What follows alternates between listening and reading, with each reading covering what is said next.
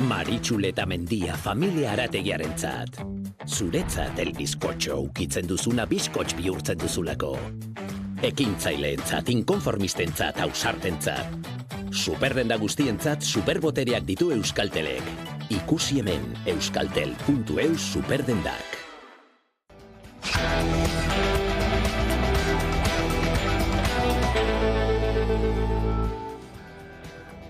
Arratsaldeon guztioi. Arratsaldeko lehen orduan ertzaintzak Xabier Atristain atzilotu du Donostiako Parke Zaharrean. Handik Martuteneko espetxera eraman dute. Espainiako auzitegi gorenak atzo bere zigorra berriro ez aztertzea erabaki ondoren Atristain bilatzeko eta atzilotzeko agindua eman dute Madrilen. Otsailaren 18an utzi zuten azken Martutenen bertan. Europako Giza Eskubideen Auzitegiak inkomunikazio aldian haren defentsarako eskubidea urratu zela ebatzi ondoren.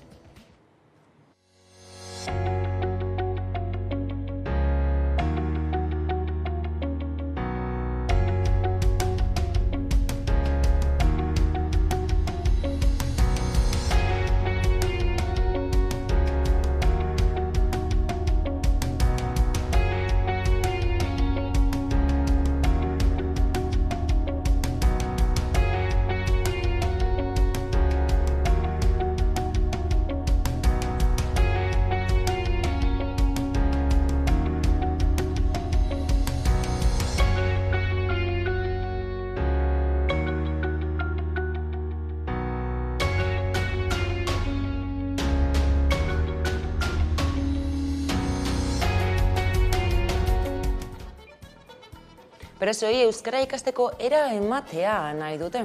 Eusko Jaurlaritzak espetxe eskumena eskuratua duenez gero, presoek euskaraz ikasteko eskubidea aitortzeko urrats eraginkorrak egiteko eskatu zuen presoen euskara irakasle taldeak atzo Eusko Legebiltzarreko Giza Eskubide, Berdintasun eta Justizia batzordean.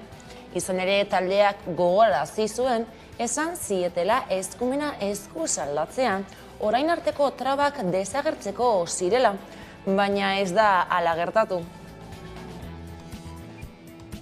Kotizazio gabeko pentsioak 15% handitzea adostu du EH Bilduk Espainiako gobernuarekin. Hilean 60 eta 100 euro artean igoko dituzte alarguntasun, zuhurtasun eta balio ezintasun pentsioak. Urte amaiera arte egongo da indarrean, eta 2023ko aurrekontuetan ere jasotzea aurre ikusi dute. Bien bitartean Euskal Herriko pentsiodunen mugimenduak protestara deitu du ekainaren 9. Enplegu pentsioen planak sustatzeko lege proiektuaren tramitazioa gelditzea eskatzeko. Gaur gainera mugimenduak agerraldia egin du Tabakaleran, ekainean egingo duten bizikleta martxaren berri emateko. Bestera etorri zareten pentsiodun guztioi, gure mezua indartsuagoa izaten laguntzen duzuelako. Pentsiodunen mugimenduak Euskal Herriari bira emango dion bizikleta martxa antolatu du eta ekainaren 13tik 25 izango da, hain zuzen 13 etapa eta 700 kilometro baino gehiago egingo ditugu. Ukrainako gerraren ondorioak, inflazio handia eta aurreikuspen ekonomikoen okertzea ez dira oraingoz gai izan Hego Euskal Herriko lan merkatu bilakaera positibotik desbideratzeko. Maiatzean berriro txikitu da langabeen kopurua. 3.576 lagun gutxiago daude langabe gisa erregistratuta Lanbidearen eta Nafar Lansarearen bulegoetan. Idoia Mendia, Eusko Jaurlaritzako lan eta enplegu sailburua. Nik uste dut gaurko datuak itxaropentsuak dira eta nik uste dut oso ondo erakusten dituela Espainiako gobernuak eta Euskadiko gobernuak ari garen politikak efektu baikorrak dituztela ekonomian eta enpresetan, enpresak itxaropentsuak daude, naiz eta zailtasunak izan, baina enplegua hazten ari da Euskadin. Eta Gaur, inoiz baino gehiago dago Euskadin jende lanean, seguridade sozialari kotizatzen, eta gainera hori guztia eskubidearekin, eskubideekin. Abian da Euskadi Bono denda kanpaina. 640.000 kontsumo bonu jarriko dituzte zirkulazioan 3. edizioan. 6,4 milioi euroko aurrekontuarekin. Araba, Bizkaiko eta Gipuzkoako 4.400 establezimenduk parte hartuko dute uztailaren 3 arte.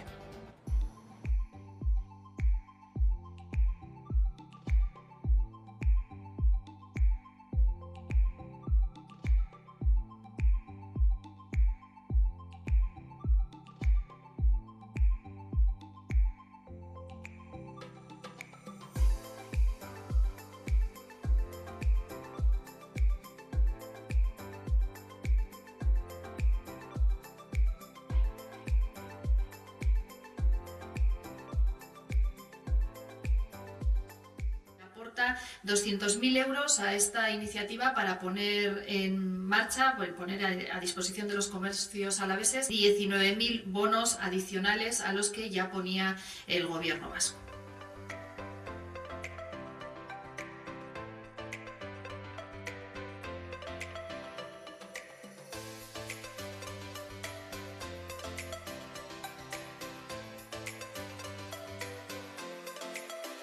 Orokorren gehien notatu etena da batez ere gasolinan igoera zen, ni Trebiñoen bizi naiz eta egunero jundatori pila bat notatuen. Orokorren gauza asko igoia eta gure soldatak berdin mantentzeia eta kondizio igualian. La cesta de la compra ha subido mucho la luz, está subiendo la gasolina, está subiendo todo. Entonces a todos nos afecta, lógicamente, sí. Que ahora vas con 50 euros a comprar y llevas 4 cosas en el carro, o sea... Se anota muchísimo, pero mucho además. A nivel empresa sí que es cierto que apoya bastante a la venta, porque quieras que no es un 33% de descuento. De cara al ciudadano le viene estupendamente porque es una ayuda importante y a nosotros sí que es cierto que nos ayuda un poquito a aumentar el volumen de venta. Milaka tona altzairu errautz bota dituzte Zumarragan. 2016tik itzita dagoen zabortegi batean. Dagoeneko errautzak botatzeari utzi diote, baina makinak lur mugimenduak egiten ari dira bertan. Zaldibarko zabortegia amildu zenetik urtebete terdi igaro da. Milaka tona altzairu errauts botatzen zituzten bertan. 2019an esaterako fundizio eta eltzairutegietako 67.000 tona bota zituzten. Botatako materialen 20% inguru ziren altzairu fundizioetako hondakinak. ArcelorMittal izan zen altzairu enpresen artean Zaldibarko bezerorik fidelenetako bat. 1122 sarrera erregistratu zituen enpresa horrek Zaldibarren, gehienak Sestaoko plantarenak eta 10% inguru Olaberrikoarenak. Orain Zaldibarkoa itxita dagoelarik Berria Dabideak eskuratu duen informazioaren arabera, Zumarragan ArcelorMittalen instalazioetan 2016tik itxita dagoen zabortegi batean aritu dira enpresa horren Olaberriko plantako hondakinak botatzen. Gutxienez urtebetez bota dituzte altzairu errautsak itxita zegoen zabortegian, 2021ko martxotik hurrengo martxora arte. Dagoeneko errautsak botatzari utzi diote, baina makinak lur mugimenduak egiten ari dira bertan. Lantegi horren jarduera geratuta zegoen 2016tik. Urte hartan jarduera amaitutza jota, itxiosteko 30 urteko zigilatze eta behatze epe bat irekizion administrazioak Arcelorri. Horri dagokion ingurumen baimen bateratua eman da. ArcelorMittalek baina Zumarragako instalazio hori Ormor enpresari saldu zion ondoren, eta beraz ark ez dauka bertan aritzeko inongo baimenik, jardueraren ingurumen baimen bateratua Arcelorrek daukalako. Berriak eskuratutako informazioaren arabera Jaurlaritzak Zumarragako EH Bilduri erantzun zion Ormorrek baduela hondakinen garraiorako baimena. Subiranisten arabera hori gauza bada eta bestea da Zumarragako gune horretan aritzeko baimena izatea, eta horrelakorik ez omen du. Bien bitartean Berriak emandako informazioak zehazten du Zumarragako udalak adierazi duela Ormorrek ez duela obra baimenik zabortegian isurketak egiteko.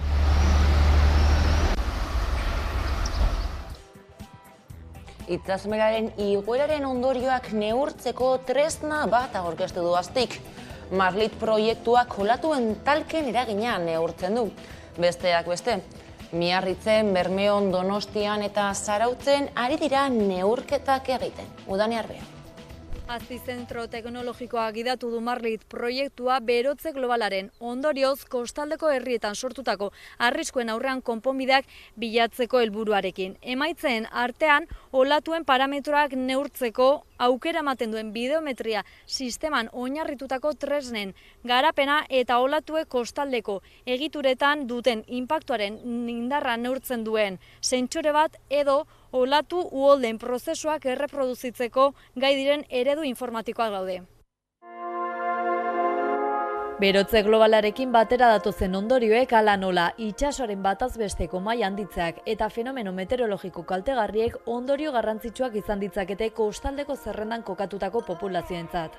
Horregatik eremu horietako arrisku klimatikoaren kudeak eta erronka handia bihurtu da administrazio publikoentzat. Egoera horri erantzuteko azpizentro teknologikoak gidatu du azken bi urteetan Marlit mugazgendiko proiektua. Ekaitze kostaldean duten eragina ebaluatzeko eta aurre ikusteko gaur egun erabiltzen diren tresnako hobetzea eta automatizatzea izan da ekimenaren helburua. Ondorioak arintzera bideratutako neurrien diseinuan aurrera egin ahal izateko, bai epe laburrean, bai epe ertain eta luzean. Euskal Herriko kostaldea zehazki Mutriku, Bermeo, Zarautz, Donostia eta Biarritz eta Kataluniako kostaldea aztertu dituzte. Lortutako guztiarekin ekaitze kostaldean duten eraginari buruzko tokiko informazio zehatza biltzen duen datu base handi bat garatu da. Bestetik tresna teknologiko berritzaileak diseinatu dira. Adibidez, bideometrean oinarritutako soluzioak olatue kostaldean duten inpaktuaren, uinen inpaktuaren edo ekaitzen inpaktuaren parametroak eta inpaktuak monitorizatzeko aukera ematen dutenak. Era berean olatuen uholde prozesuak modu fidagarrian erreproduzitzeko gai diren eredu informatikoak garatzen lan eginda. Pedro Liria Azpiko ozeanografian aditu eta Marlit proiektuaren koordinatzaileak azaldu duenez, datu eta soluzio horiek kombinatuz gero, kostako arriskuak tokian nola evoluzionatuko duen ebaluatu ahal izango dute. Eta gainera neurri espezifikoak identifikatu ahal izango dituzte, lurralde bakoitzeko administrazio publikoek ezar ditzaten. Horren adibide da Biarritzeko kasua, non Marlit proiektuan lortutako emaitzetan oinarrituta olatuen eta uholdeen alertako iztiarrerako protokolo bat ezarri den. Gainera Biarritzerako metodo bat garatu dute aurre definitutako galera ekonomikoak ekarriko dituen ekaitza zenbat denboraz behin gertatuko den aztertzeko. Gainera proiektuaren esparruan diseinatutako tresnak dagoeneko probatzen ari dira Zarautzen, Bermeon, Mutrikun eta Donostian, Euskalmetek egiten duen erabileraren bidez. Eusko Legebiltzarraren gehiengoak atzera bota du alokairu soziala sustatzeko asmoz, EH Bilduk proposatu duen lege egitasmoa. Aurrez Eusko Jaurlaritzak emana zuen lege egitasmoaren aurkako iritzia, eta gaurko bilkuran EAJak eta PSek kontrako botoari utzi diote.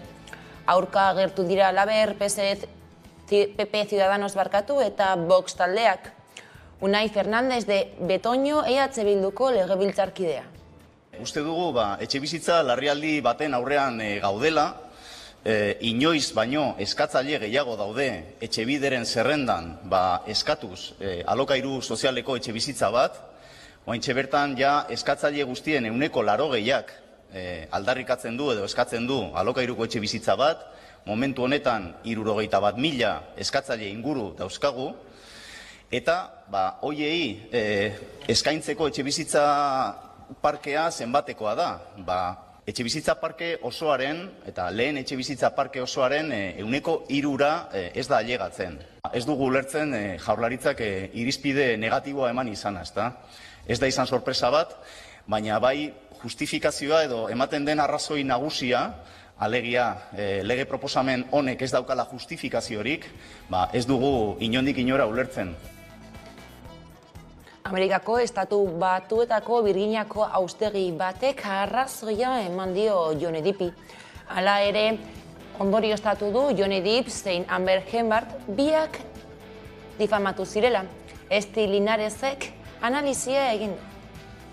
Hombre, Johnny Depp dauzka denok bezala, eta hor nik baita ere ipiniko nintzatek, ez da, bere itzalak eta bere argiak. Eta orduan, argiak eta itzalak baldin baditu, da beste pertsona bat bezala, orduan.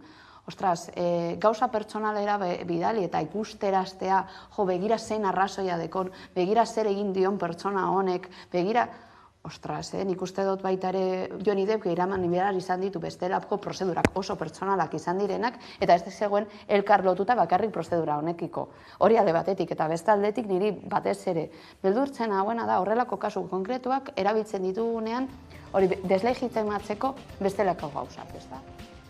Igande honetan, hilaren 5ean, Euskal Eskola Publikoak bere jai handia ospatuko du Bastidan. Aldarrikapen hitzordua izango da, ikastetxe horiek egiten duten lanari balioa emateko. Lourdes Imaz, Euskal Herriko ikasleen gurasoen konfederazioko kidea. Balorean ipini nahi genuen, Arabako Errioxako ikastetxe publikoek egiten duten lana, han Euskal Herriko izkina batean daude, baina oso importanteak dira bertako ikaslei kalitatezko euskarazko irakaskuntza eskaintzeko, eta hori balorean ipini nahi genuen, eta gero, abeziarekin ere, bai pixkat esan nahi genuen, eskola publikoak bermatu behar diela ikasle guztiei, bizitzan nahi dutena izateko eskubide hori, orduan pixka bat ideia horiek azpimarratuko nituzke. Euskal Eskola Publikoaren jaiaren 29. edizioa izango da igandekoa. Bastidan, Azitik gora lelopean. Arabako Errioxako ikastetxe publikoak balioan jarri nahi dituzte. Eskualdean, kalitatezko irakaskuntza euskalduna eskaintzeko ezinbestekoak baitira.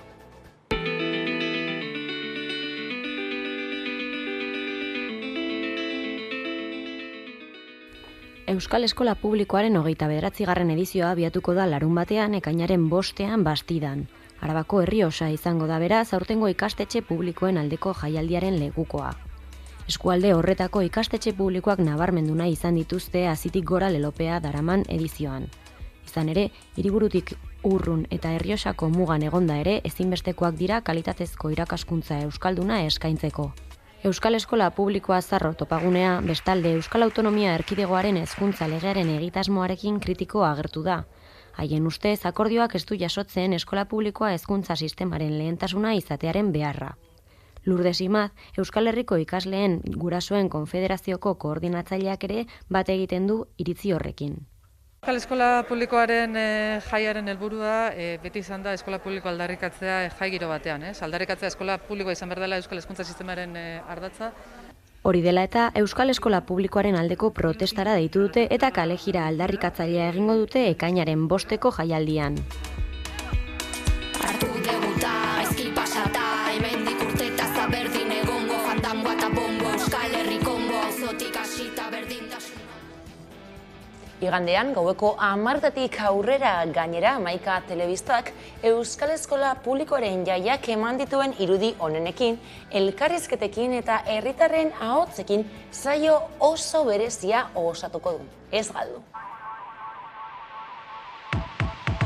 Nik ez dakit nik handikan, zen aiteten izan, baina ikusiko nuke guztandiz, Euskal Eskola Publikotik datorren edozein hiritar lehendakari. Hei, nik ez dakit nik handikan, zen aiteten izan, baina ikusiko nuke guztandiz, Euskal Eskola Publikotik datorren edozein hiritar lehendakari.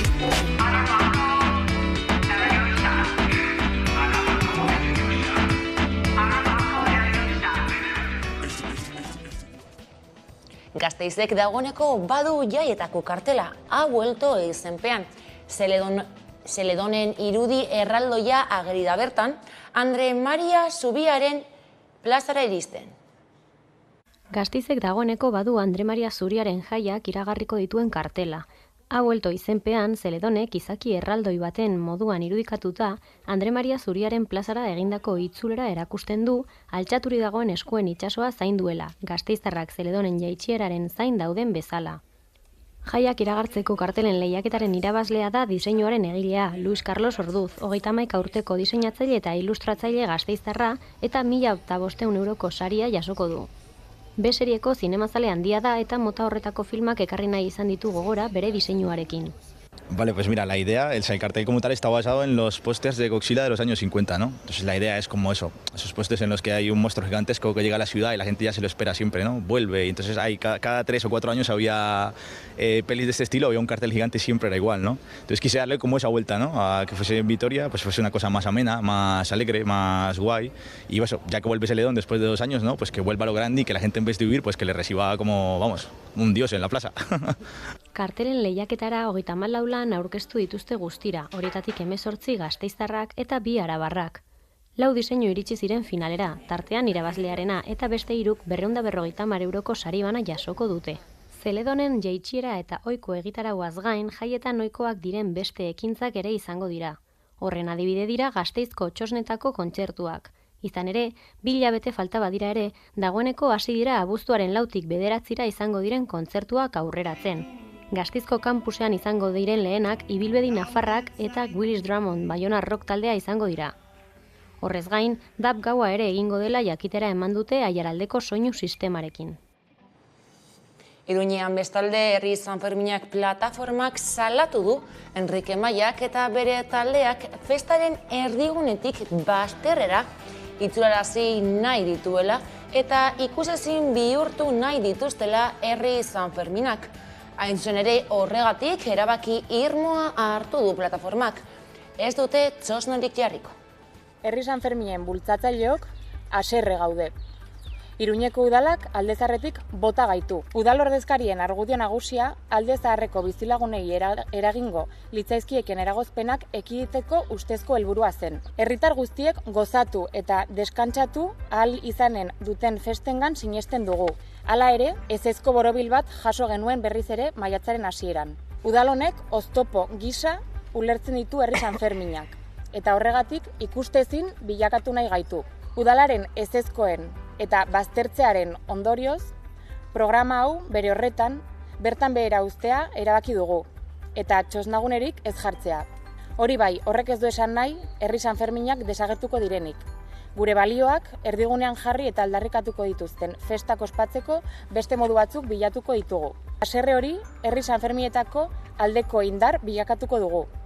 Lanean jarraitzen dugu, datozten Sanferminen berezi hauek, benetako loraldi herrikoi bat izateko. Bilbo Zaharre Euskaltegiak antolatzen duen klasikoen irakurraldi etenik gabea ekainaren 8an egingo da. Eta Ramon Saizobar Vitoriaren martutene eleberria irakurriko da aurten Arriaga Antzokiaren ekitaldian.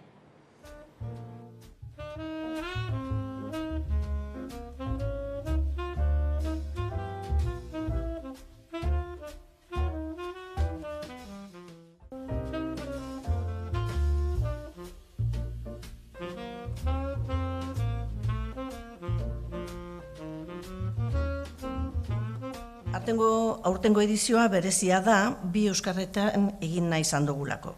Batetik aurrez aurre egingo den irakurketa dugu, eta bestetik Bilboko Instituto eta ikastetxeetako ikasleak diren beste 300 bat irakurlek hartuko dute parte modu virtualean, bideoa grabatuta. Honez gain, 50 bat euskaletxek ere hartuko dute parte urtero bezala.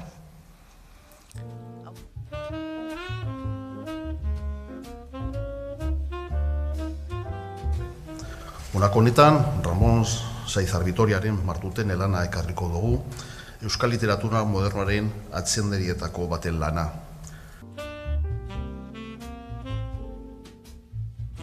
Euskaraz irakurtzea ezinbestekoa da, norbere eremu simbolikoa, norbere hizkuntzan jasotzea gakoa da. Hizkuntza gaitasuna garatzeaz gain, komunika gaitasuna eta naturaltasuna hobetzen ditu. Gabeziak ezkutatzeko joera etsaiak, bai baitago euskararen etsairik, gaizki erabili dezaketeen beldurra, baina nahi dugun helburua lortzeko ez dago errealitateari aurre egitea bezalakorik. Euskal Herria zuzenean jaialdiko programaziora gehitu diren beste hainbat talderen berri eman du festivalak. Zepeltura, Atoem, Sofa, Pasadema, Lumi eta Fusible taldeak besteak beste.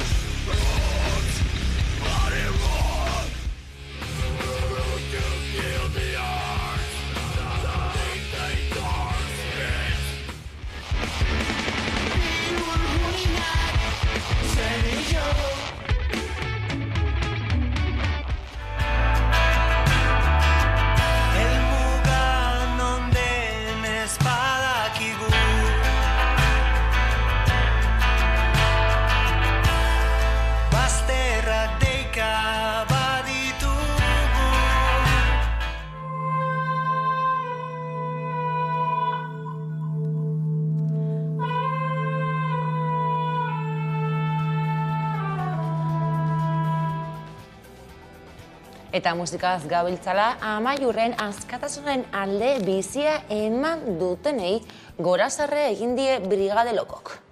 Amaiur gaztelu baltzori, Amaiur gaztelu baltzori, berreun gudari oro sumin, zaintzen zaitu ben, zaldun onak, Navarraldez egin da bezin, berreun gudarik, gaztelu baltzori.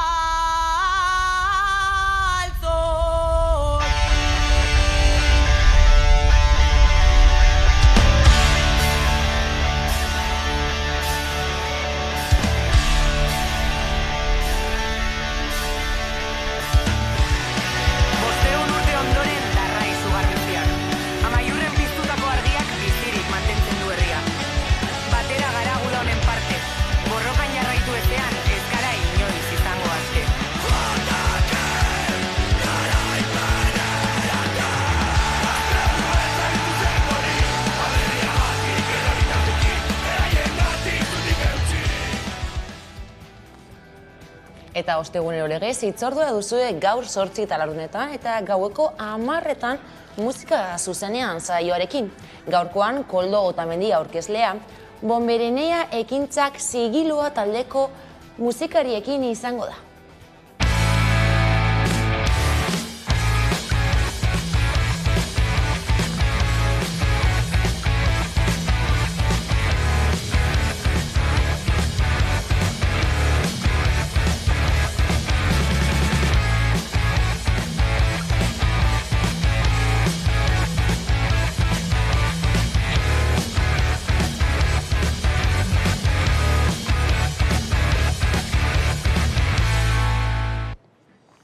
Bakarrizketak egiten aritu da Ane Lindane humorista azkenaldian.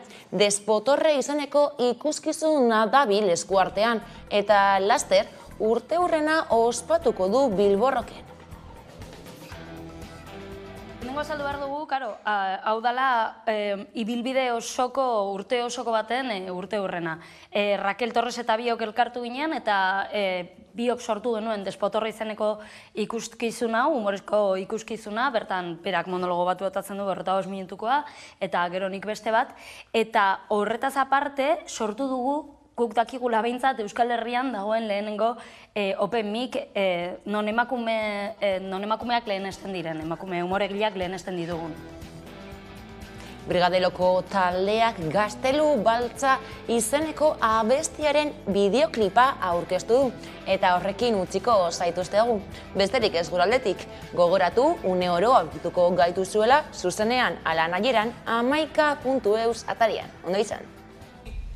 Amaiur gaztelu baltzori, berreun gudari oro sumin, zaintzen zaitu ben, zaldun onak, Navarraldez egin da bezin, berreun gudarik, gaztelu baltzori.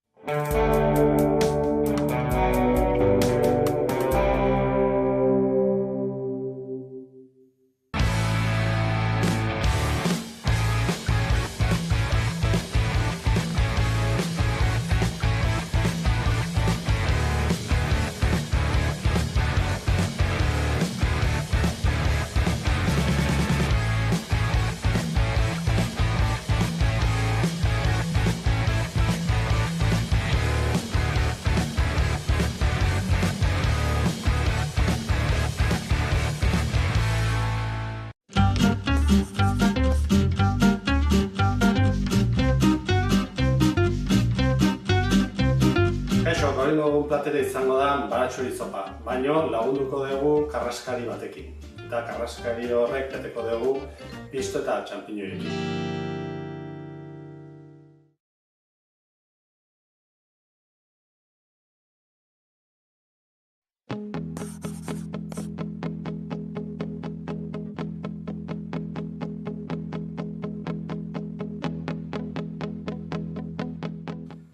Bueno, baratxuriekin hasiko gea. Baratxuria, baserretan finak, moztuko dugu.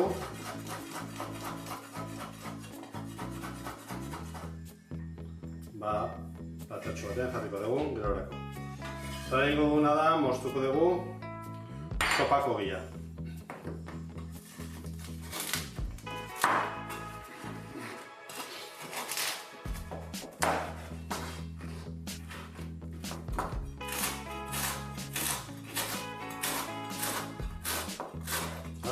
Txikitan moztuko dugu sopako gila.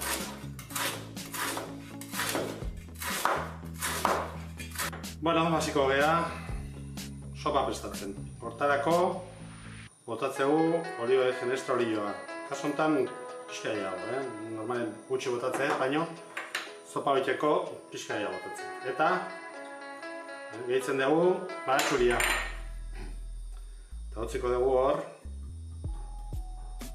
erregosten edo frijitzen. Ez dut kolorei hartzen nahi.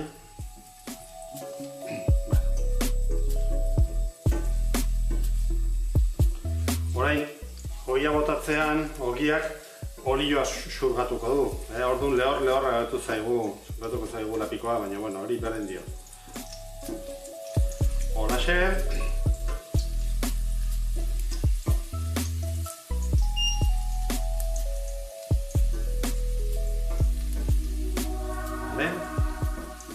Ea frijitzen ari da, apurrak ere gehituko ditugu. Badegu, dena hor. Orduan orain, nahastuko dugu pixkat, eta esan dizuetan bezala, ogiak olioa xurgatuko du. Jazta xurgatu du, beraz. Pikantea gehituko dugu, ni oso pikante zalea naiz. Pimentoia ere. Kontuz pimentoiarekin eta kaienarekin eta oso errex erretzeia. Orduan, erretzeko egingo duguna da botako dugu soja saltsa.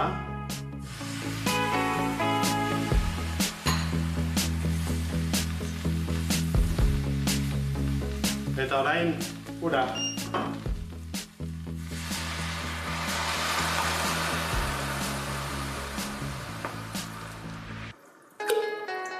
Ezur gehiagi eta egingo duguna da utziko dugu horregosten eta noizean behin zapalduko dugu espumaderarekin. Ur gehiago beharko du, ikusten zuen nola, horrela txikituko dugu ogia. Ur gehiago botako dugu.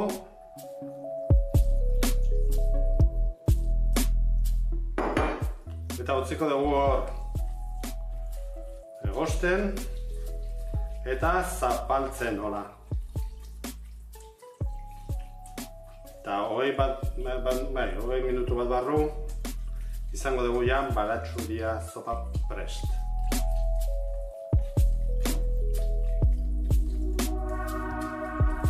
Seguruzki gehiago beharko gu, botako dugu.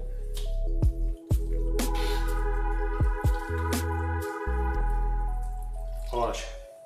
Eta hor goxo, utziko dugu 20 minutu eta izan behin zapaltzen.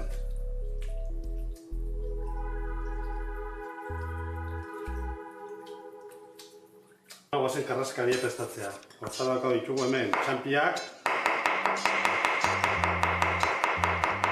Txampiak bila daude. Ja zutan zartain badaukagu, orduan olioa botako dugu.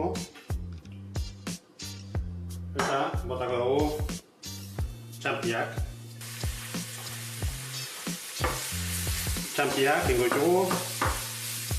Gatz pixka botako dugu. Eta erregoziko ditugu txampiak. 4 bat minutu. Erregozia daude, orduan, ingoguna da, gehitzuko dugu. Ja dugu lehorra txampiak eta pistoa, eta orduan ja ateako dugu, eta arrozez batuko dugu. Orain karraskaria tostatuko dugu, hortarako daukagu hemen olioa eta guztiko dugu pasta. Olio pixo batekin, horixe.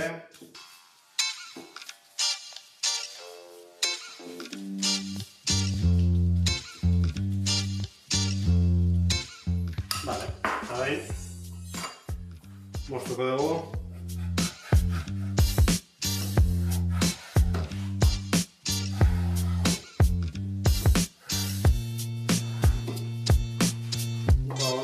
Zatitan. Eta hemen daukagu plaka bat. Eta hemen bertan hartzen dugu hola asterizko bat bezala.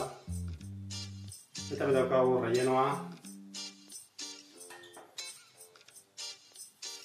Eta zingo dugu, jaso.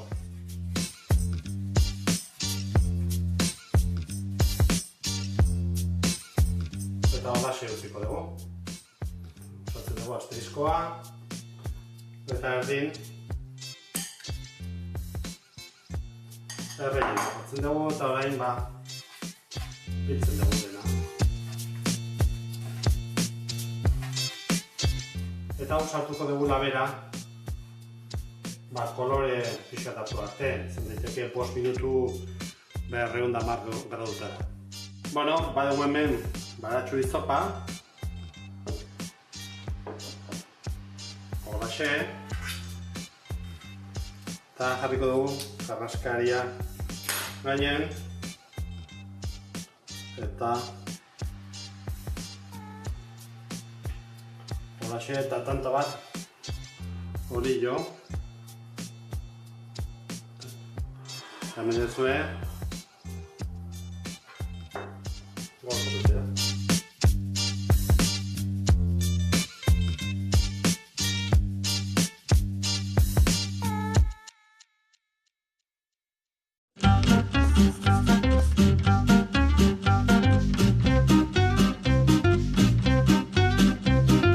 Kaixo, gaur kroketak egingo ditugu. Egingo ditugu kurri eta kuyatxo kroketak.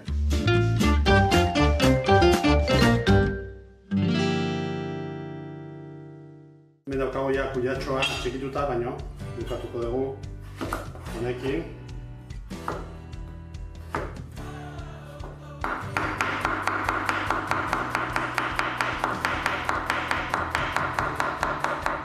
Bagoazen kroketa egitea. Hortarako botatzegu kilore olioa eta hor bertan botako dugu kuyatxoa. Gatz pixkat eta utziko dugu hemen erregosten 10 minutu. Kuyatxoa ondo egin arte. Bueno, kuyatxoa ja erregozia daukagu, orduan zingo dugu orain. Gehituko dugu kurria. Eta behidan irina.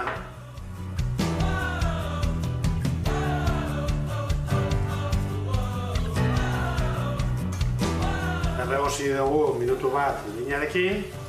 Eta orain ja soja botako dugu.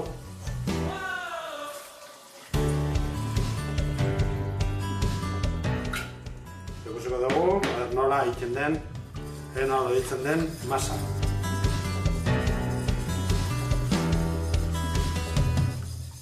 Ari da.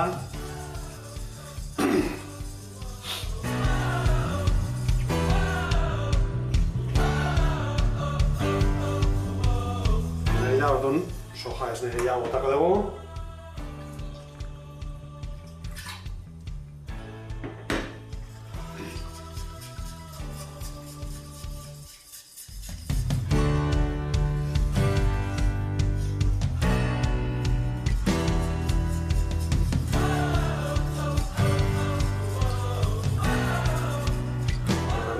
irekitzen ari da. Eta utziko dugu hemen. Irekitzen, gutxinez, 5 edo 6 minutu.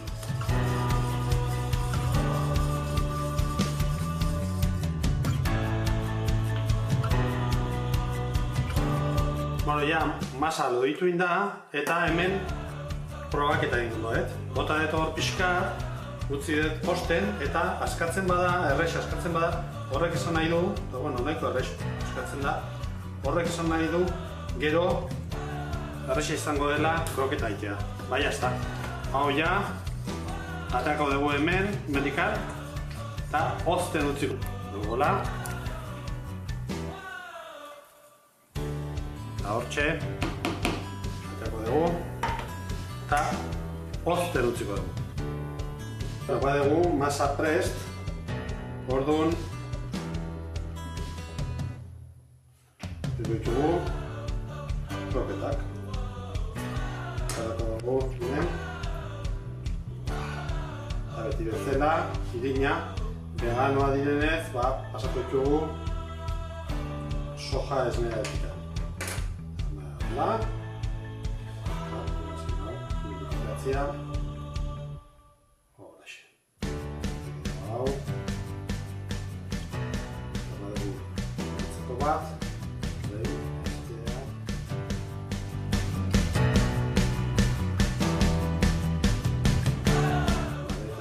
Ditugu ja. Egitzeko kroketa. Eta basentzu egitzea.